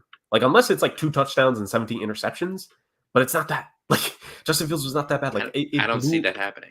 I know, but I'm just saying, like, it blew my mind last season when Nick Foles was still given more chances. We should not have seen Nick Foles or Andy Dalton for the rest of last season. As soon as he was in, yeah. As soon as he was in and playing decent, that's it. That's it for anyone that's over the age of 30. Yeah, like it needs to be the case there. And again, once again, Matt Nagy being gone, I think is a godsend. Like, because we saw what happened that first game. Like, I'm still convinced that Nagy and Pace and all them were saboteurs to Justin Fields' debut because they literally threw him to the wolves, and just it wasn't pretty. Like that's literally it's taking a hen, strapping meat to it, and putting it in like a pen of wolves, like a den of wolves. Like, yeah, no duh, he's not going to survive that. You put him up against Myles Garrett and those boys, I think Jadeveon Clowney, like that whole defensive line, they just absolutely destroyed. Myles Garrett became a Defensive Player of the Year candidate for a week because of that week. Like, come on now. Give the young kid a chance, man. Yeah. No, it wasn't fair. It just wasn't. And I will say, again, like, even though I wish they could have gotten him more skill position help, got to give Ryan Poles some credit. They added some offensive line depth, which I think if the skill position is going to be the greatest off rip, at least give the kid a chance to stand up. I think that's my ultimate thing. I agree. They didn't have that first-round pick to address that position this season. So outside of signing someone, which I don't think they were really going to get any top talent at the receiver position, they made the right moves. Yeah, 100%.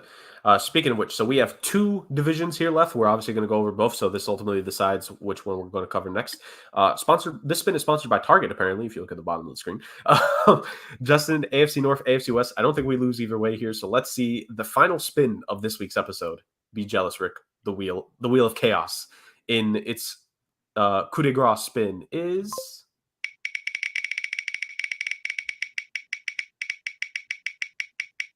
the tension. Up. Oh. Oh.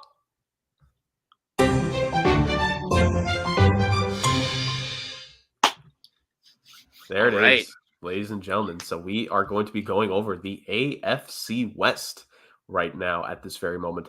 I don't think we're losing either way because, one division is home to the defending AFC champions and the Cleveland Browns and Baltimore Ravens and a former MVP there as well. And the other one is probably up there with the NFC West as the best all-around division in football. Justin, we could go in a number of different ways. But we're going to switch it up a little bit. We are going to let our guy in the field, start things off. And when I say that, it starts with the Kansas City Chiefs, who have ran this division for a couple of years. And are the Chiefs still strong this season, Justin? We'll talk about that in a moment. But first, here's Rick about the Chiefs' schedule. Thought process there would be Kansas City possibly, having difficulty with their schedule. But I think you got to look at the fact that they're also playing the AFC South, which gives them Jacksonville and Denver. Those are relatively easy games, I think, to win for them. The Tennessee game could be a fun matchup, but I think by that point, Kansas City will already be in control of their own destiny. The matchup with the Rams on the 27th is going to be a lot of fun. I think that's a really interesting game to look at for them as well. It's a tough schedule for Kansas City, too. I mean, they're at Tampa, they host Buffalo, they're at Cincinnati, but there's a lot more games that are winnable, I think, for Kansas City, even with the loss of Tyreek Hill. I think they're still a very potent offense, and they're going to probably go away with the 1 seed in the AFC. I don't think there's any question about that. Is it boring? Is it getting boring now? If you like parity and you like different teams, sure, but Kansas City is just a great team. I mean, I think the game on October 16th against Buffalo will probably be the one that decides the 1 seed. But because it's in Kansas City, it's in Chiefs Kingdom, I think Pat Mahomes takes it. And so I feel like that's a game that really will possibly be another AFC Championship rematch. But, we'll see. It should be a fun one for Kansas City, I think. There we go. Yeah, I couldn't have said it any better myself. So he brings up a good point. A lot of people are, have been trying to call the downfall of the Chiefs here for a little bit, Justin. No one really wants to wait on it. And could this maybe be that season? It's... as is the tagline really of the schedule being released this early on, it's a wait and see. But obviously because of the arms race with the rest of the AFC West, like a lot of teams got a lot better. It's ultimately going to come down to the fact on just confidence, I think. And are you still confident in the Kansas City Chiefs doing that? And I think you bring up a really good point here, Justin. Spreading out the ball in offense is going to be the key here. And I think, Rick said it himself, there are a lot of great games. Like there's a reason why the Kansas City Chiefs are have a lot of tough games because they are a primetime team.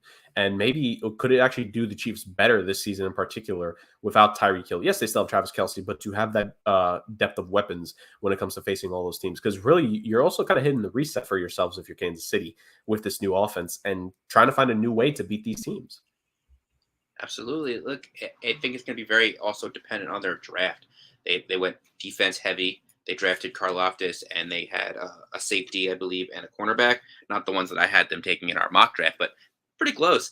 Like, can they stop some of these teams from putting up all these points that they gave up last year is really going to be the question. I mean, I expect Patrick Mahomes to do Patrick Mahomes things. Kelce is still there. So we're going to see. Edwards-Helaire has to stay healthy and maybe be a little bit more productive on offense, but I don't expect them to not put up a ton of points. They got some burners now, especially with Sky Moore, who I think was probably the most comparable to Tyreek Hill in the draft. Not saying that he's going to beat Tyreek Hill, but he's that speedster with big hands that's going to catch everything that's thrown down the field. So it's going to be interesting to see. I don't think their schedule is as tough as some of the ones we saw in the NFC West. But they got some tough teams, and we're really going to see what they're made of during the season. Oh, absolutely. And 6 games within their division, of course, is already tough enough considering how that division as a whole improved. But, just notable non-conference games, you do non-division games, excuse me. You got the Arizona Cardinals actually to start off the season. You get Patrick Mahomes, Kyler Murray. I want to say that might be the first time in their careers. If not, it's the first time since we saw Kyler Murray take the leap last season for sure. So you have those two facing off. You got the Indianapolis Colts game in week 3. And the Colts, for the most part, actually tend to play the Chiefs pretty close. So it'll be interesting to see how that one plays out.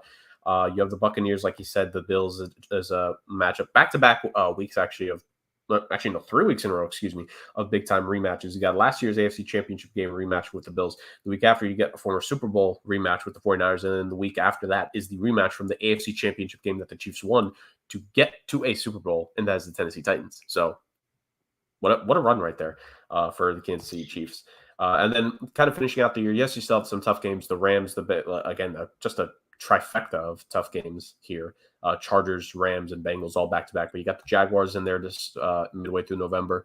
You have the Houston Texans in there, of course. You got the Seattle Seahawks towards the end of the season. Like, it really all depends. I think this, of course, the AFC West to me more so, Justin, because, in the NFC West, you have the weak Seattle Seahawks team. You have the Cardinals team everyone's 50-50 on right now. I think the AFC West is really the division where we have to see which one of these teams is going to be fourth place. Because someone has to be fourth place here. Now, granted, fourth place in the AFC West this year might mean 8-9 wins, for all we know, which is kind of insane. But it really depends on which team falters. So this is actually the question I want, because I think this is the more interesting question. Not who could overtake the Chiefs, not who could be second to the Chiefs. Who do you think, Justin, of the 3 teams is most likely to finish fourth place amongst the Chargers, Raiders, if you want to include the Chiefs, sure, and the Broncos? Honestly, I have no idea. I mean, they all seem to be so good. I mean, who do you give the edge to at quarterback? People want to say Derek Carr, but Derek Carr was top 5 in passing yards last year. He had a great season. He had a lot of touchdowns. His completion percentage was solid. He just got arguably the best receiver in football added to his offense. You want to say the Broncos? That's great, but they still got 2 speedster young receivers. KJ Hamler is a great underrated. They got to stay healthy. They have probably the top running game in the AFC West, in my opinion, with Melvin Gordon and Javonte Williams. And they just added, Hall of Fame quarterback Russell Wilson, who's already got a Super Bowl under his belt. Well, who are you gonna put in this? Justin Herbert, who was second in the league in passing last year, has Keenan Allen and Mike Williams, revamped offensive line, Austin Eckler. They have all of these weapons in the AFC East and the AFC West, rather. And I don't know who to pick. You want to talk defense? The brand new Kansas City Chiefs defense that just added Karlaftis. They still have Dee Ford there. They have not Dee Ford. They still have Chris Jones and Frank Clark. Frank Clark is who I'm thinking of. And they added all these young kids to the secondary. Maybe they'll be good. What about the Chargers, who just had a crazy offseason on defense, adding Khalil Mack and J.C. Jackson to go along with Bosa? Yeah, to go along with Bosa, who's already there. Oh, you want to talk about Max Crosby in Las Vegas, who, by the way, they also just added Chandler Jones. It's crazy. I don't want to even leave the Broncos out. They signed Randy Gregory from and that defensive Cowboys. That defensive back crew with a potential number 1 corner in Surtain. Oh my God. Who can you really choose there? It's gonna depend on the divisional matchups, and those matchups are gonna depend on maybe the home team who's gonna be able to get that quick, 1-2 punch in the mouth and finish the game. If you remember last year, the Chargers Chiefs games were electric. Yeah. Especially that second one that went into overtime. Yeah. So I don't know. So spin that wheel, Jerry. Let's see who's gonna win. Maybe a different question, and this could just be a simple yes or no. Do you think so? The NFC West got the hype last season, and maybe the whole division makes it. Is it realistic in the AFC that all 4 AFC West teams make? I understand, it depends on schedule division, but ignore that for a second. On paper, do you think the AFC West, all 4 teams could make it to the playoffs this season? Absolutely. They should all be contenders. They should all be contenders to win the division this year, barring injury and unforeseen circumstances. They should all be in contention for at least a wild card spot. I would be surprised if any of these teams win less than 10 games, because 6 of them are going to be against division players. They're still gonna have, what do they have? 6 games against non-Western opponents. Yeah. So realistically, they should be favored in all 6. Yeah. I don't think their schedules outside of those Western teams are all that hard. So it's going to be interesting to see who does what, which teams are disappointments, and which teams really, earn that hype that they had in the offseason. And I also think for the most part, you talk about them also facing the NFC West. I think the only team in the NFC West I would consider favoring in each matchup definitively would be the Rams. I think you can make a case for all four of the AFC West teams to beat the Cardinals. And then you could also make a case for at least half of them, if not maybe more in your mind, that they could probably beat the 49ers. Like, it's Well, what are you going to say? The Rams, sure, they in theory should have I would just say top guys on, on their defense, but on paper, you would give the Rams the best chance of any NFC West team to beat an AFC West team. it's fair. Yeah, But and I'm flabbergasted by these teams and what they've done in the offseason. They should all have like great ratings by across the board. It's going to be interesting. Honestly, it might all come down to coaching, which in that case, you got to give the edge to the Chiefs. Yeah, Andy Reid, and you got some young coaches there. First year head coach for the Raiders. Well, not for first year with the new team. He's been head coach before in Josh McDaniels. You have Brendan Staley, who is a pretty good coach. I think some people were. It borders between, like, for me, like, I definitely understand the criticism of him. He definitely made some bad calls last season, but it's also his first time as head coach. I think he was still ultimately the right choice there. And then you have the Denver Broncos with their new head coach as well, with Hackett. And like, I think, Can he hack it? I love it. I think the conversation is ultimately, can those coaches potentially outduel Andy Reid in a game? And I think if it comes down to that, like, that's wild. So the last division we're going to talk about, man, it feels like we should have ended with the AFC West, but the wheel of chaos decides things. We're going to finish things off with the AFC North here, ladies and gentlemen. Still a pretty good division overall, I would say. The Pittsburgh Steelers, I think the number one storyline just with them, Justin, yes, they have a very good defense. I think they could definitely end up playing spoiler here, but it's ultimately going to be when/if are we going to see Kenny Pickett take the reins from Mitch Trubisky this season. And it's a pretty good set of weapons there. You got Najee Harris in the backfield. You got Deontay Johnson. You have Chase Claypool. They drafted like 1-2 receivers in this draft. I believe they're the ones that drafted George Pickens out of Georgia. So like there's a plethora of intriguing weapons, to say the very least. I just think it's ultimately, if we see Kenny Pickett this season, when and how's he going to look in the black and gold. I think that's ultimately going to be the decisive thing. But again, all due respect, and hey, Mike Tomlin, like those Steelers teams, we talk about fourth place in the AFC West and what they could be. Fourth place in the AFC North could end up still being pretty good record, because like Mike Tomlin he doesn't fall below 500. Like it's an absolute absurdity how consistent they've been throughout his career, even when in seasons when you think that they're dead out. It's right. They should have missed the playoffs last year and they made it. So it's wild. But let's look at the other teams in that division here really fast. You got the Ravens and the Browns, who both finished at 8-9 last year. You got Cincinnati Bengals, who finished at 10-7, ultimately, of course, making that run to the Super Bowl before they fell to the Rams. The Bengals were the final team that had that were in like that top 5 that we briefly mentioned earlier in terms of like strength of schedule based off of last season.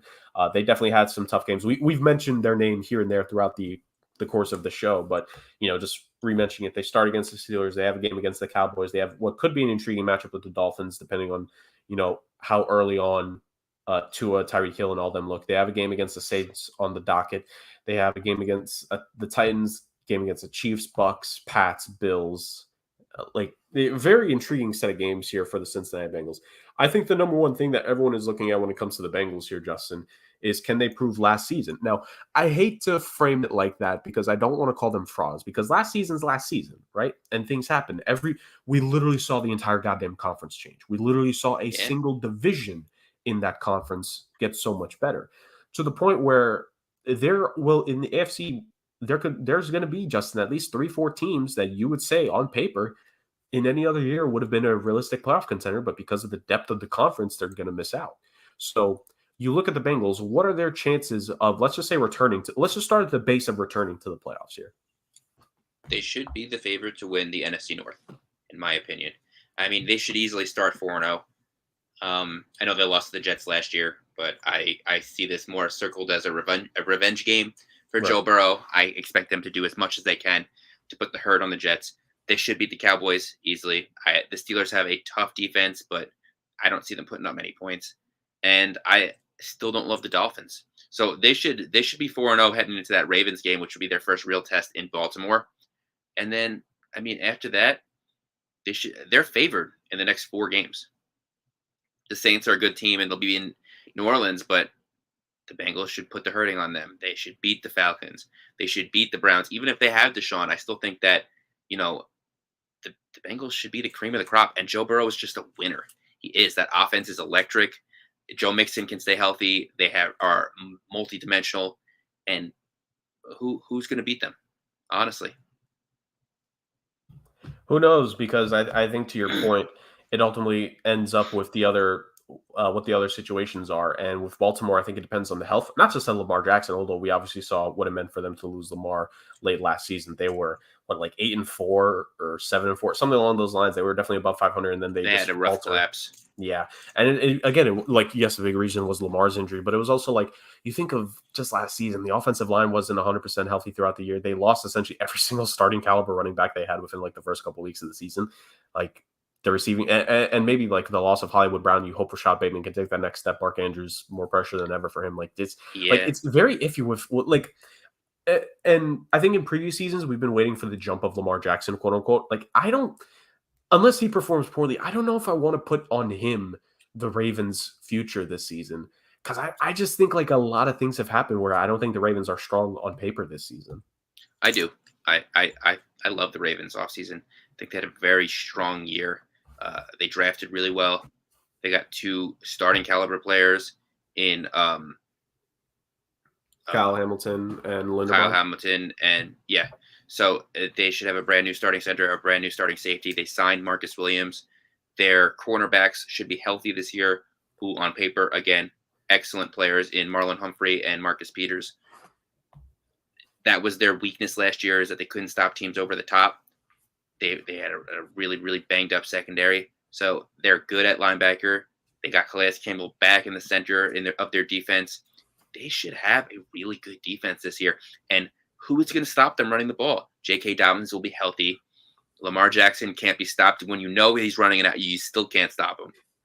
So is there going to be that receiver that can spread the field over the top like Hollywood Brown was supposed to and did when he could catch the ball? Because he had some terrible drops last year. Yeah. But Mark Andrews is still there. Really, the only weakness I see on that team is, again, still receiver, which is just something that's been a weakness for a long time now. But we'll see. I expect them to make the playoffs. It depends on how their schedule falls out. Yeah, in the AFC West and who they're playing. But realistically, they should be competitive again. And until Lamar Jackson takes that step backwards, that division is that team is his, and he should be competitive every single game and every single year. Yeah. No, I don't blame the mindset. I definitely agree. They definitely made some great acquisitions. Just like, it's just because we went over it, man. It's like the AFC West is so like wild. Like there's gonna be Justin. There's gonna be really good teams that miss the playoffs. I know. Season. I know. Oh my god! Can we cancel the last 6 weeks or so of the AFC's portion of the schedule, and can we just make it like an eliminator tournament to decide who makes the playoffs there? That would be something. Because like, let's just look on paper. But we're gonna get to the Browns here in a moment, ladies and gentlemen, because we still have one more Rick report. We're getting to it. Trust me, we're playing all these bad boys. But you have just in the AFC East. Let's just say playoff contenders on paper: the Bills, the Dolphins, the Pats. Right?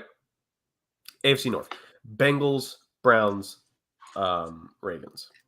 AFC South: Titans / Colts. I kind of want to combine them into one because I don't think either are that great. And then the whole of the AFC West. That's 11 out of 16 teams for 7 playoff spots.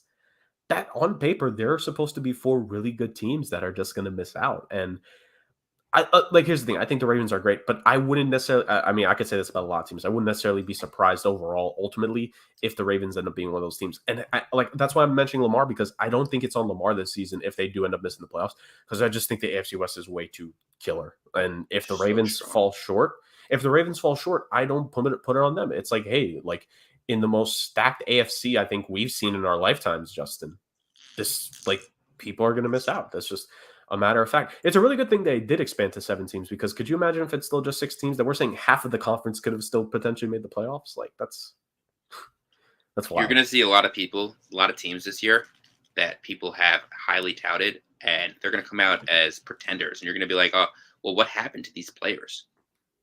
And it's going to be really interesting to see which teams really make out and which teams can survive in a really strong conference this year. Yeah. And really one way to survive, Justin, is having the quarterback. And let's just finish it off with the Cleveland Browns here. The story of the season is going to be when they get Deshaun Watson, if they even get him throughout the season, because we still don't know what that ultimate decision is going to be.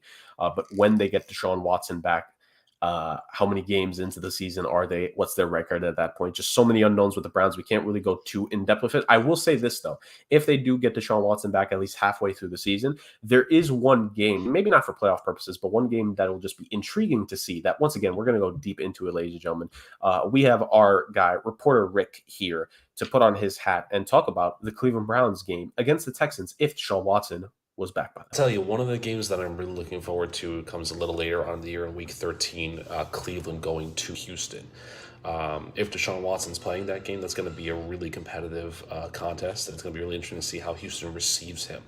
I think the perception is going to be that the Texans fans might, cheer him back, which is an interesting look both on the upper management of Houston and the ownership, but as well, the idea of the Houston Texans fan base. Again, it goes back to that civil lawsuit with Deshaun Watson, and so I think, it could be an interesting little concept that we might see a fun environment, maybe a little hostile at times, but it's going to be really interesting to see how the fan base reacts to Houston. And also, again, keep in mind the fact that we're not sure where these teams are going to be. If Watson doesn't start the season and Cleveland's not doing very well, this could be just a throwaway game because it might be too much of a hole for the Browns to break out of, even with Deshaun Watson, who is an immensely talented quarterback there.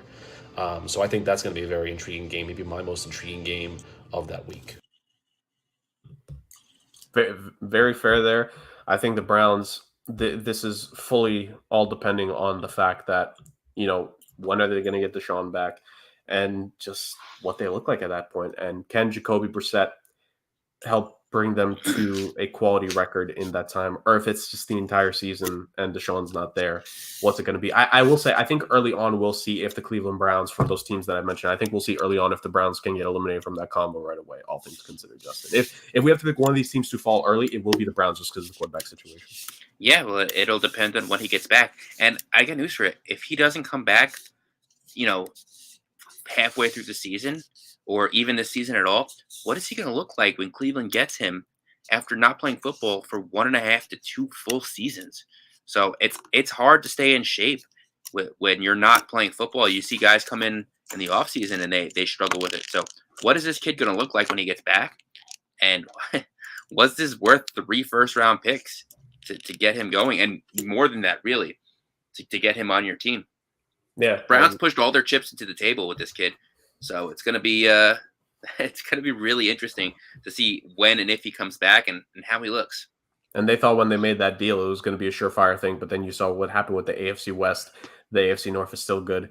That move is slowly starting to look like, this is even more of a gamble now because you just don't know. And it's always the unknown that's the most interesting thing when it comes to the NFL. And I think that's what the awesome thing about the schedule coming out is because there's still so much unknown. Like we can talk about everything we've talked about today. We can talk about teams having hope. We could talk about, potential contenders, pretenders, look ahead and all that stuff. That's the beauty of the NFL, Justin. That's why I said at the very top, like the NFL is king sport, because even at this point, when we're starting to get into the dog days of summer, it's going to be 90 plus degrees here in the Northeast the next couple days, ladies and gentlemen. Hallelujah for us, Justin, although we're going to need some sunscreen. I'm just saying that now. I'm not wearing a shirt. This is I applied it wrong. But the AFC as a whole here or the NFL as a whole here, just running the sport per usual. Summertime, it's NBA playoffs, it's NHL playoffs. Now, of course, we are just a predominantly NFL podcast. Like that's why we do this on a weekly basis. But the NFL just gives us content for days, for weeks, and that's just the best thing possible. And it's going to make it interesting because, like I said, later on in the summer, Justin, we're going to go division by division in depth on all these teams and pick out our winners. And I think that's going to be something really to look forward to. I'm excited for it. And we're going to see, do we think this Deshaun Watson trade is going to be more Kawhi Leonard or is it going to be more James Harden? Ooh, which James Harden trade? Both of them. All of them. Pretty much. Besides that the only James Harden trade that worked out was the one when Houston got him. And they were decent and contending and he won an MVP there. The trade to Brooklyn, it was unnecessary. They gave up their entire future and all of their decent role players. And now look at them. They just got swept in the first round. What about Philly? He was not the same player for Philly as he even was for Brooklyn. So we're going to see.